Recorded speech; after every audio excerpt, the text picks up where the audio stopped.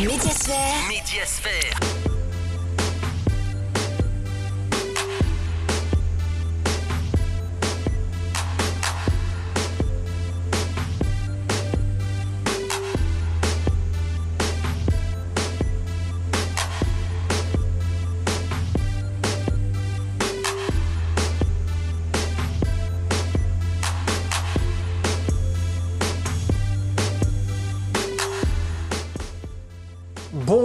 Bonsoir à toutes et à tous. Encore une fois de plus, merci de nous préférer, de nous retrouver toutes les semaines sur Espace TV, encore dans votre émission Médiasphère. Vous le savez, cette émission Médiasphère, c'est tous les jeudis quand il est 20h passé de quelques minutes. Ici, on parle de tout ce qui est médiatique, de fond en comble, de l'actualité de la semaine médiatique, du grand format que nous propose toutes les semaines Mamoudou Bouléré Diallo, de la semaine médiatique de Malik Sangana Camara, de cette rubrique qu'on aime bien, on zappe, et même de l'actualité du côté de l'Europe. Voilà. Alors installez-vous confortablement parce que là nous commençons et aujourd'hui encore pour vous, nous avons un invité avec lequel nous débuterons cette émission. Bienvenue. Médiasphère. Médiasphère. Aujourd'hui, pour vous, dans votre émission Médiasphère, on ouvre le bal avec un invité, pas les moindres. Il fait partie de ceux qui sont toujours sur le terrain, ceux qui nous permettent d'avoir de l'info en temps réel, qui bravent parfois les cailloux, qui bravent parfois les intempéries de la nature, pour que nous puissions avoir de très beaux reportages, des infos quand nous, vous et nous, sommes à la maison en train de suivre notre télé. Lui, c'est Ibrahima Sori Diallo. Il est le fondateur et administrateur général du site d'info laguinée.info. Il est aujourd'hui avec nous on va débattre avec lui avant. Il était chef des reporters au niveau du site que vous connaissez, Guinée Matin. Aujourd'hui avec lui, on va parler de reporters, mais surtout aussi de son site à lui. Et on va donc lui dire bonsoir et bienvenue. Bonsoir M. Diallo. Bonsoir Théophile, bonsoir à tous les téléspectateurs d'Espace TV. Voilà, alors on va parler avec lui de fond en comble de ce métier de reporter. Bien sûr, en développant l'émission, on parlera aussi de son site et surtout ce monde des médias, la presse écrite, comment ça fonctionne. Mais d'abord, on va parler de ces hommes de l'ombre, ceux dont on ne voit pas souvent, mais qui font beaucoup de travail. Mais avant, pour nous qui sommes en train de suivre, assis, tout bêtement, c'est quoi le travail d'un reporter ? Merci une fois encore de plus, Théophile. Merci pour cette opportunité que vous nous offrez ce soir. Pour nous exprimer sur le travail des reporters. Comme on le sait, le reporter, ce sont ces jeunes journalistes qui vont sur le terrain très souvent pour recueillir les informations, les traiter et ensuite les diffuser. Et le reporter, c'est presque lui qui fait le gros travail parce que, comme surtout nous sommes dans un pays où la démocratie est en balbutiement et on connaît un peu l'état d'âme des citoyens, des gens. Donc le reporter, comme je l'ai dit tantôt, c'est celui qui va sur le terrain, qui brave la pluie et le soleil pour recueillir les informations sur le terrain, donner la parole à nos concitoyens et traiter les informations. Et ce métier n'est pas sans risque, notamment pour ces jeunes reporters qui vont sur le terrain parce que le journalisme, c'est une profession qui est un peu sensible dans ce pays parce que où tout est vu sur l'angle politique. Justement. Et c'est très délicat. On sait que le reporter, c'est notamment en période d'élection. On a connu, la Guinée a connu presque durant ces 10 dernières années un cycle, le cycle assez troublé, notamment par rapport à l'organisation des élections communales, communautaires, des élections, le double scrutin présidentiel. Donc, et je remercie, je loue aujourd'hui, je salue le travail des jeunes reporters sur le terrain. Moi qui suis devant vous, j'ai été journaliste reporter, j'ai été chef des reporters. Justement, en parlant de reporter, on vous interroge parce que lorsque vous étiez, avant de parler de votre média d'aujourd'hui, avant d'être aujourd'hui là, vous étiez donc aussi au niveau du média Guinée Matin, et là-bas vous étiez le chef des reporters. Comment vous êtes devenu chef des reporters? Est-ce parce que vous travaillez bien ou parce que vous aviez un sens de leadership élevé? Et à quoi consistait justement votre travail à ce niveau? Bon, vous savez, la fonction de reporter, comme on le sait, on a tous travaillé pour des rédactions. Et les nominations viennent du responsable du média. C'est vrai que nous sommes une équipe, nous étions une équipe à guinéematin.com. Tous les reporters travaillaient mieux, en tout cas tous les reporters faisaient convenablement leur travail. Et j'ai été recruté à Guinée Matin tout au début, parce que quelques mois seulement après le lancement du site, c'était fin 2014. Et j'étais reporter. Et Dieu merci, le boss, Nouh Baldé, qui a eu confiance en moi, il m'a nommé chef des reporters, je crois que c'était en 2017. Et depuis, on a travaillé sur le terrain. Comme vous le dites, en fait, tout est lié c'est une question de confiance. Comment ça se passait concrètement? Alors, le matin, vous êtes là, comme vous le savez, il y a des gens sous votre main. Oui, bien sûr, le chef des reporters, c'est celui-là qui coordonne un peu les activités sur le terrain. Et quand il y a des manifestations ou en tout cas des activités liées à la politique, à la société, à l'économie, entre autres, en tout cas, c'est le chef des reporters était celui-là qui coordonnait les activités sur le terrain. Et parallèlement aussi, on était sur le terrain. Oui. Et on a eu la chance de voyager. On a couvert des événements aussi bien en Guinée à l'étranger. Le reportage, c'est pas possible. Voilà, ce n'est pas seulement. J'ai eu la chance, moi personnellement, j'ai eu la chance de couvrir des événements, notamment en Sierra Leone et au Mali. Et à l'intérieur du pays, pratiquement, on a sillonné le pays au moins presque 4 à 5 fois, toute la Guinée. Ça fait un gros boulot. Et un gros boulot. Sur ce travail de reporter, il y a ces infos qu'ils amènent, mais il y a aussi, au-delà du fait qu'ils aient recueilli ces infos, ils viennent, ils les traitent et ils proposent un contenu au rédacteur en chef pour que ça puisse être diffusé, qui est valide. Bien sûr, comme je l'ai dit, vous savez, le reporter, c'est celui-là, il faut traiter les informations parce qu'on ne peut pas diffuser, on ne peut pas se permettre de diffuser toutes les informations, n'importe quelle information. Tu peux par exemple aller sur le terrain parce que souvent le terrain peut guider le reporter. Donc tu peux toi-même, selon ce que tu auras vu sur le terrain et appris, et il te revient, toi journaliste, de traiter et de tirer le maximum d'informations, des informations qui doivent être vraies. On sait que c'est vérifié puisque tu as été sur le terrain, mais qui doivent être vraies parce que un média, c'est sa crédibilité aussi. Les lecteurs sont souvent très exigeants. Tu peux passer toute une décennie à travailler, à donner de bonnes informations. Dès que tu te commets une erreur, tu donnes une information qui n'est pas vraie, ça peut justement déstabiliser, il n'y a plus de crédibilité. Donc tu peux, à travers un seul article, à travers un virgule qui n'est pas bien placé, créer des problèmes. Donc c'est pourquoi je dis que le plus gros travail revient au reporter. Par exemple, le rédacteur en chef ou le directeur de publication qui est dans son bureau peut traiter l'information, il corrige l'article, mais il ne va pas déformer le contenu du papier. Pas du tout, parce qu'il n'était pas là-bas. Et donc, si le reporter ne fait pas bien son travail, ça va se répercuter sur l'entreprise. Et ça peut créer des problèmes. On peut même ester en justice contre cette entreprise de presse-là. Et là, c'est tout est parti, tout aurait parti du travail qui a été fait, a priori, et mal fait par le reporter qui est là. Donc, c'est pourquoi je dis le reporter, c'est celui-là qui cuisine. Et le rédacteur en chef et le directeur de publication, ensuite, celui-là peut apporter sa touche à travers notamment son expérience. Ibrahima Souri Diallo, fondateur et administrateur général du site laguinée.info. Là, aujourd'hui, justement, on parle de ces hommes de l'ombre. Tout à l'heure, vous parliez des difficultés auxquelles sont confrontés ces reporters, surtout dans un contexte qui est le nôtre, où parfois on assimile les journalistes à des manifestants pendant que ça ne doit pas être le cas.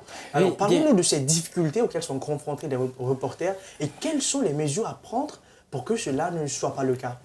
Les reporters sont confrontés à d'énormes difficultés parce que en Guinée, par exemple, les mentalités ne sont pas les mêmes que dans les autres pays, notamment au Mali. Moi, j'ai couvert l'élection présidentielle en République sœur du Mali.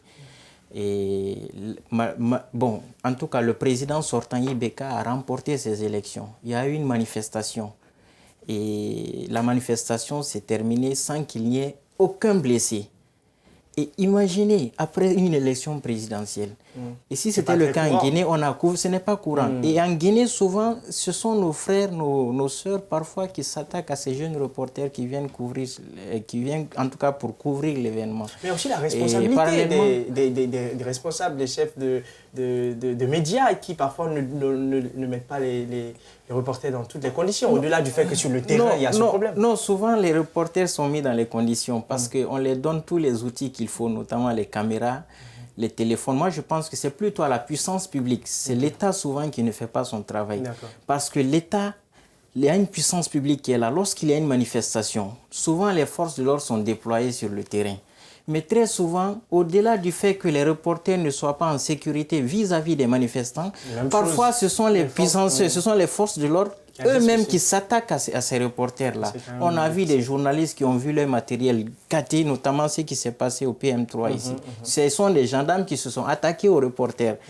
Je crois qu'il y a la caméra d'un de nos confrères, d'un cadreur qui avait été gâté, qui avait été endommagé. Et ce n'est pas une première. Donc, et ce n'est pas une première. Donc, moi, je pense que les responsables de médias, parfois, font le maximum. Ils font le nécessaire. Ils suivent. Et parce que moi, par exemple, j'ai eu à me faire choper parfois. Mais mon patron, nous, Balé, qui a eu, en tout cas, le réflexe, il ne s'est souvent pas assis. Il a appelé les responsables, il a appelé toutes les personnes ressources Pour que ça auxquelles il puisse pouvait, être, en tout cas, contacter. Et ceux-ci, très souvent, ont agi et ont facilité, ont aidé, vous voyez, du peu que qu'ils ça peuvent, puisse, à ce que ça puisse marcher. Donc moi, je pense que le plus gros travail, c'est souvent à la force publique, aux agents des forces de l'ordre. Ceux-ci doivent notamment être sensibilisés parce que le journaliste ne doit souvent... Et chacun veut tirer le drap de son côté. Parfois, les reporters, souvent, sont taxés d'être des partisans. Donc, Et ils ne sont pas à l'abri aussi bien que vis-à-vis des manifestants que vis-à-vis des agents de maintien d'ordre. Et c'est ce qui est souvent déplorable. Leur seul péché, c'est de relayer, de vouloir relayer. Alors que leur seule arme, c'est souvent les dictaphones et les caméras. C'est tout. Souvent, les manifestants ne veulent pas être filmés et les forces de l'ordre aussi ne veulent pas qu'on montre un peu les bavures auxquelles ils s'exposent. En tout cas, c'est un travail difficile. C'est un travail difficile pour les reporters, mais quand même, ils le font. Et là, on tend à la fin de cette interview. En 30 secondes, un mot de fin peut-être à tous ces téléspectateurs, les jeunes reporters qui sont en train de vous suivre, et certains qui veulent peut-être travailler avec vous, je ne sais pas. Donc, quel conseil vous leur donneriez? Mon conseil, c'est que j'encourage Il y a cette caméra pour vous et vous les regardez en face. Mon conseil, c'est que j'encourage les jeunes reporters à travailler davantage, à se former. Donc, je pense que la clé de la réussite, c'est le travail. C'est ce conseil-là que j'ai à donner à mes collaborateurs, à tous ces jeunes reporters, à tous ces journalistes qui peut-être veulent un jour créer leur propre média. Merci beaucoup, merci à M. Diallo Ibrahima Souri qui est le fondateur et administrateur général du site laguinée.info. Et aujourd'hui, nous parlions de ce métier très noble et bien de reporter et aussi de son média, en tout cas laguinée.info, on l'entend parler. Merci pour le beau travail que vous faites et merci d'être patron et en même temps sur le terrain. C'est aussi le plus. Vous ne faites pas la même chose peut-être que les autres et ça c'est un plus et en même temps jeune et dynamique. Merci beaucoup. Merci Théophile. Voilà, merci à ces nombreux téléspectateurs. Merci. C'était donc l'administrateur général du site laguinée.info qu'on vous recommande d'ailleurs fortement. C'est aussi ça, Médiasphère. Médiasphère, c'est un partage, c'est un échange d'expériences, mais c'est aussi cette visibilité. Donc, on se retrouve là-bas sur laguinée.info. On poursuit cette émission. Médiasphère. 44 000 personnes sont porteuses du VIH en Guinée sans le savoir. Pour les identifier, donc, Médecins sans frontières compte s'investir à travers un test de dépistage multiplié dans le pays. Cette année, MSF prévoit plusieurs stratégies donc de riposte contre le sida qui continue et fait encore des milliers de victimes en Guinée. On va suivre ce grand format que nous proposent Ali Badra Kamara et Ibrahima Souri 5 Souma. Médiasphère. Selon les données de Médecins sans frontières, 110 000 personnes sont porteuses du virus sida en Guinée et 44 000 ignorent leur statut sérologique. Cette année, en prélude à la Journée mondiale de lutte contre le VIH-Sida, plusieurs activités de sensibilisation sont prévues par le MSF pour minimiser les dégâts causés par la maladie en Guinée. nous appelons chacun d'entre nous, chaque Guinéen, qui a un doute, à venir se faire dépister dans les centres de santé, dans les structures de santé, pour connaître son statut. Une fois que le statut est identifié, on peut suivre le traitement facilement, toute sa vie, effectivement, mais en vivant une vie normale.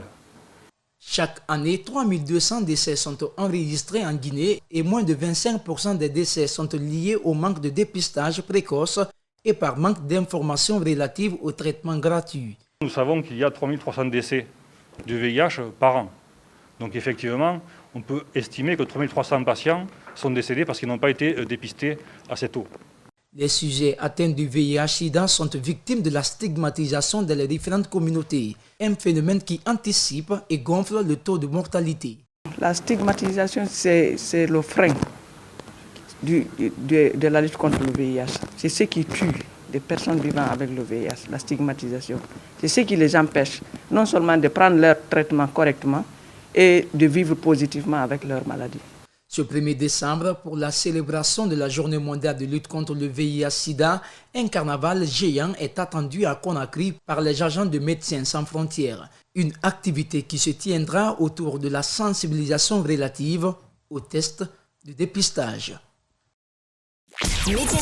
Médiasphère. Et puis, place cette fois-ci à ces autres infos qui nous viennent du côté de l'Europe. Un regard impertinent de Patrick Menet, où on fait le tour de tous les médias du côté de l'Europe. Qu'est-ce qui défie la chronique cette semaine?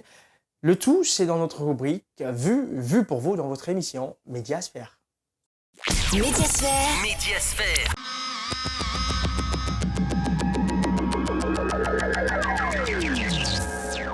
Il s'est passé un truc assez dingue. La plupart des chaînes info qui avaient basculé en édition spéciale depuis un bon moment ont diffusé cette vidéo sans savoir ce qu'elle contenait, sans aucun filtre rédactionnel. Les chaînes info ont donc retransmis le clip de candidature d'un homme déjà condamné pour incitation à la haine raciale. Il est midi. Mes chers compatriotes, depuis des années, un même sentiment vous étreint, vous oppresse, vous hante. Un sentiment étrange et pénétrant de dépossession. Vous marchez dans les rues de vos villes et vous ne le reconnaissez pas. Vous regardez vos écrans et on vous parle une langue étrange et pour tout dire étrangère. Vous jetez un œil et une oreille aux affiches publicitaires, aux séries télévisées, aux matchs de football, aux films de cinéma, aux spectacles, aux chansons et aux livres scolaires de vos enfants. Le ton est grave et la scénographie calque à l'identique l'appel du 18 juin du général de Gaulle. Amis, entends-tu le vol noir des corbeaux sur nos plaines? Vous vous souvenez du pays que vous avez connu dans votre enfance? Vous vous souvenez du pays que vos parents vous ont décrit? Vous vous souvenez du pays que vous retrouvez dans les films ou dans les livres? Le pays de Jeanne d'Arc et de Louis XIV, le pays de Bonaparte et du général de Gaulle, le pays des chevaliers et des gentes dames. Revivez l'histoire de France autrement avec des anecdotes curieuses et insolites qui en disent long sur leur époque comme sur la nôtre. Le pays de Gabin et de Delon, de Brigitte Bardot et de Belmondo, de Johnny et d'Aznavour, de Brassens et de Barbara. Ils ont piqué du Besson, du Godard, du Sautet ou du Verneuil. Et pire, pour le porte-monnaie, ils ont même piqué un match de foot de la Ligue des Champions. Notre service des images a estimé le vol à près de 100 000 euros d'archives, sans compter les téléfilms, les reportages.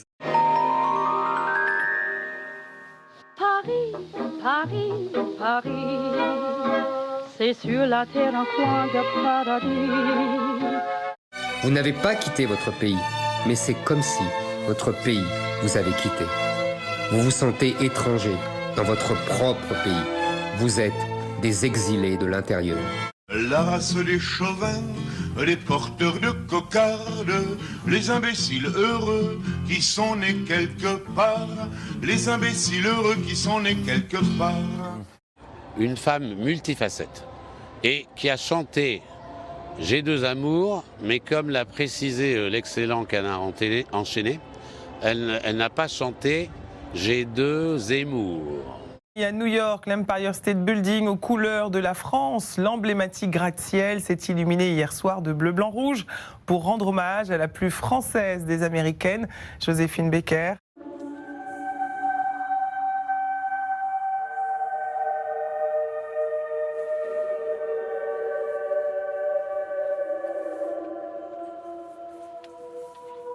Bien sûr, on vous a méprisé. Les puissants, les élites, les bien-pensants, les journalistes, les politiciens, les universitaires, les sociologues, les syndicalistes, les autorités religieuses vous disaient que tout cela était un leurre, que tout cela était faux, que tout cela était mal. Il y a quoi là qui arrive là? J'ai vu là les programmes là que de la merde là qui arrive. Non mais sans rigoler. Non mais ils nous servent que de la merde là. Franchement, les fictions c'est devenu de la merde. Les émissions on les a vues 100 fois. C'est de la merde en boîte. Non mais franchement arrêtez quoi. Mais non mais j'en ai rien à carrer. Il n'est plus temps de réformer la France, mais de la sauver.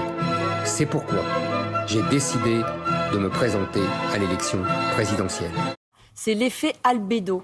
Ah, c'est quoi ça? Alors l'effet albédo, vous connaissez Anissé? Ah oui, c'est Anissé, il va à la neige et il prend albédo et, voilà. et ça rayonne. C'est la capacité d'un support en fait à absorber la lumière. Vive la République et surtout, vive la France. Pourquoi vous tapotez sur les veines comme ça avec 2 doigts pour me faire les piqûres? Pour les faire gonfler. Ça fait gonfler les veines? Ah, maître de comment? Ça m'ouvre des horizons. Une fois de plus, pas de propositions concrètes sur le pouvoir d'achat, l'écologie, l'emploi ou sur la réindustrialisation. Il nomme 27 personnes, de Jeanne d'Arc à Louis XIV, en passant par Johnny, Gabin ou Aznavour. Il s'affiche dans l'écran derrière moi. Maintenant, on va mettre en rouge ceux qui sont vivants. 2. Delon et Bardot. Et maintenant, on va afficher les femmes. 3. Vivantes. 1. Dans ce que vous dites, dans ce que vous écrivez, vous laissez entendre que les femmes sont inférieures aux hommes, que leur intelligence est inférieure à celle des hommes. Je n'ai jamais écrit ça. Les grands génies sont des hommes. Oui. Ce n'est pas fémininement correct de le dire, mais c'est la vérité. Vous l'avez dit, vous l'avez écrit. Je l'ai écrit, bien sûr. 1, 2, 3.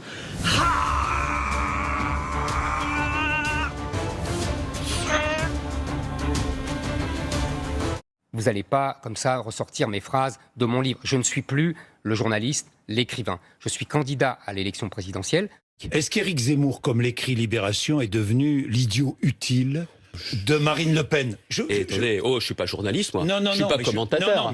Merci à vous. Non, je trouve simplement que il n'y a pas eu de questions sur mon projet politique et je le regrette. Je vous réinviterai bien volontiers. Non, mais c'était le moment ou jamais. Je vous réinviterai bien volontiers. Une partie de ce que nous avons dit avait trait à votre programme. Pas vraiment.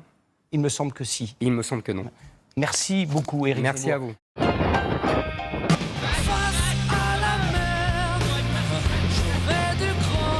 D'après 2 témoins directs, Éric Zemmour aurait traité, à l'issue de l'interview, Gilles Boulot de connard, pardon pour le mot. Ouh, on est crevés après cette émission. Hein. Les thèmes comme ça fatigue. Hein.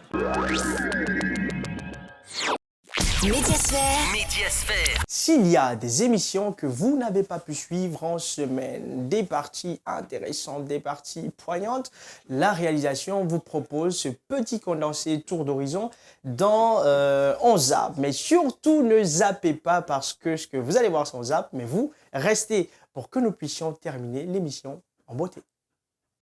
Médiasphère. Ce moment après t'as quitté, t'es venu à Espace. Oui. Parce que tu as envie de grandir. De grandir, ouais. C'est simple. Mais vous êtes tous témoins que après le management avec BAD, vous avez vu la suite. Les choses ont changé, ça a un peu décollé pour moi. Et il y a eu beaucoup plus de facilité dans la production. Donc c'était lié à quoi donc tu veux dire que ta relation avec BAD c'était un frein pour ta carrière? Pas totalement un frein, mais tu vois le fait que il faut reconnaître quand même qu'aujourd'hui je suis mon propre producteur. On peut parler d'un secteur, par exemple informel ou socio-professionnel, mais une fois au CNT, c'est où on vote les lois. Donc en votant les lois, quand même un mandat impératif. Voilà, donc en votant les lois, tu es concerné, tu vas voter. Donc le CNT ne doit pas être fait pour n'importe qui. C'est d'abord des personnes qui doivent aimer ce pays, qui sont prêts à se battre pour ce pays. Bien, c'est le même discours de tous ceux qui veulent accéder au CNT. Oui. J'entendais les Jeannot Williams dire que c'est le premier album reggae guinéen. J'ai dit oui, parce que moi, avant, j'ai jamais écouté un reggae man guinéen. J'écoutais Alpha Blondy, les Bob Marley, les Bonis Pia et autres. Mais en Guinée, c'est vrai, c'est le premier album. Médiasphère. C'est cet élément qui vient mettre fin à l'émission du jour. Merci à vous tous qui avez pris le temps de nous suivre, qui nous suivez toutes les semaines. N'oubliez pas, c'est tous les jeudis quand il est 20h passé de quelques minutes après le journal de 19h45. Vous avez la possibilité donc de suivre cette émission. Merci surtout à ceux qui ont permis à ce que vous nous suiviez à l'instant. Mohamed Capello Silla qui était là au cadrage avec mon cher Aboubacar Din Camara. Et puis au son, on avait notre ami Alassane Barry. La réalisation aujourd'hui a été assurée par toujours mon cher ami Aboubacar Din Camara. Merci à toute l'équipe coordonnée par Alpha Amadou Djoulde Diallo. Prenez soin de vous où que vous soyez, mais surtout restez sur Espace TV parce que nos programmes sont les meilleurs. On se retrouve la semaine prochaine pour faire ensemble le tour de toute la sphère médiatique. Médiasphère.